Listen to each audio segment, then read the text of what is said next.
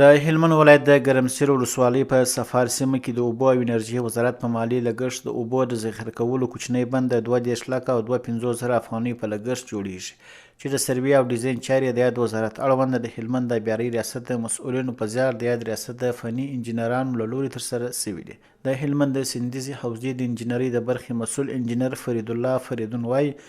دا بند چې 2 متره اوږدوالی او 4 متره لوړوالی لري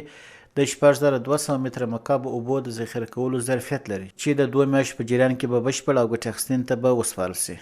دا چې ګډم چې دی د ګرمسیر ولسوالۍ سفار په سیمه کې د ملکواک په نوم ساحه ده چې تیر کال تثبیت شوی و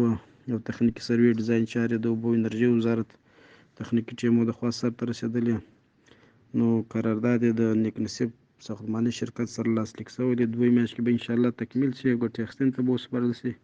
چې نن ساحه کې عملاً چارې شروع کړلې. قراردادي شرکت هم د چارو اجازه ورکړل. دا په داسې حال کې ده چې د اسلامي امارت په کورنۍ بودجه د سیلابي او باراني اوبو د مهار او ذخیره کېدو لپاره په شمالي او جنوبي ولسوالۍ کې د اوبو کوچني بندونه جوړ شوي